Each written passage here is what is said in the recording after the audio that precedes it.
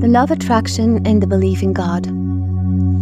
I have yet to find a video on the law of attraction where people manifest peace of mind, wisdom, kindness, justice, or freedom for others, for example. But no, people manifest worldly stuff, like houses and cars, huge amounts of money, the perfect job, the perfect husband, the perfect wife. The law of attraction, I think, is from the enemy. Because, first, it doesn't require us to become better human beings. Second, it is based on the gluttony of our minds.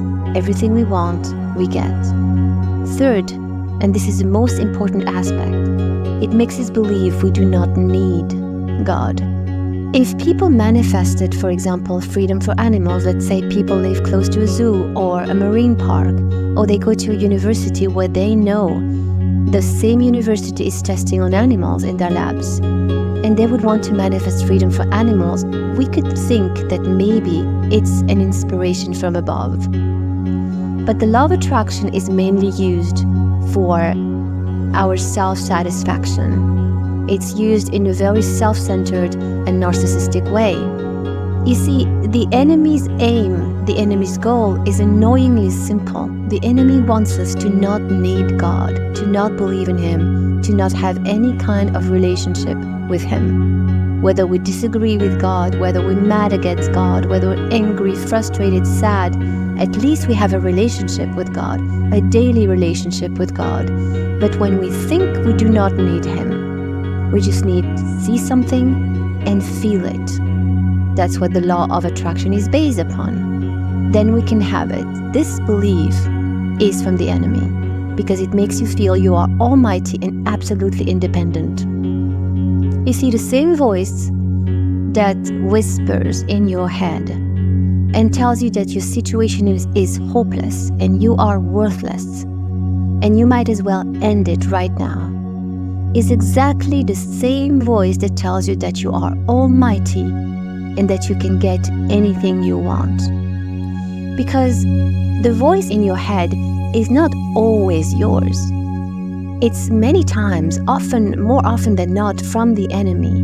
It sounds like you because it needs to be convincing and familiar and reassuring. But the voice that tells you end it now, as soon as it gets exposed, because you say, no, that cannot be God, that's the enemy, that's the devil, that's evil, I cannot feel that depressed, is exactly the same voice that changes immediately and tells you, no, you're almighty, you can do it, you're worthy, you're loved, yes you can. But as soon as the yes you can is linked to your own power and not the power of God, you are on the path of the enemy with disastrous consequences, because it makes you not talk to God at all. If you can go on for days and weeks and months without talking to God in any way, again, whether because you're grateful or because you're sad or because you're desperate, in any way, shape or form, if you talk to God, that's a good thing. But if you don't talk to God at all, then you know you are on the path of the enemy. And the law of attraction makes you believe that you are God on earth because you have the power of creation, not even co-creation, but creation. You can create out of thin air. And the entire universe is an ATM that is at your service for you to cash out not only money, but anything else you want. Like I said before, houses and cars and jobs and people and empires and mansions. This is not from God. This is from the enemy.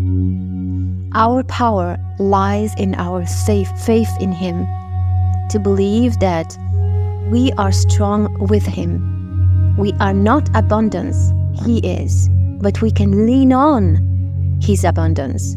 We are not strong by ourselves, but He is strength. We can lean on to His strength.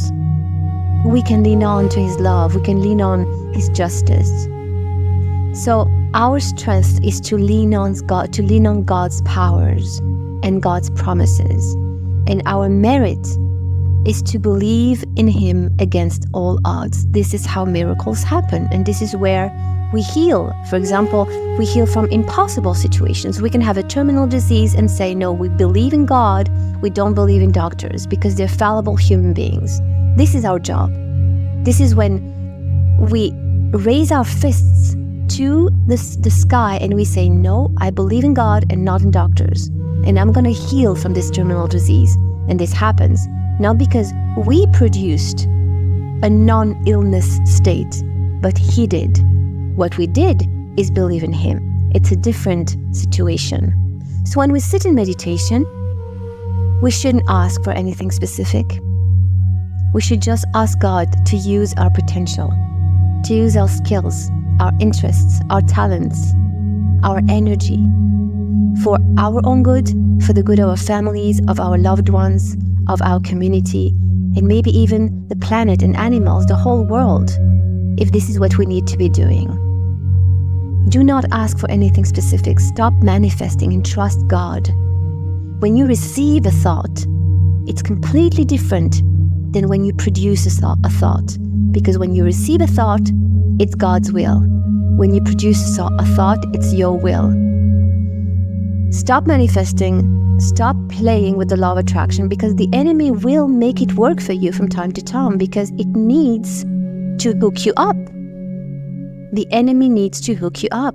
So of course it's going to work from time to time, but you'll never be at peace, because you'll be producing what you want. And we don't see the entire picture. We don't see the big picture. You're never going to be at peace, because you will always want more. So ask God to make you ask for the right things. And ask God to give you whatever is good for you, because God knows what is good for us. And have faith and strength in Him, not without Him.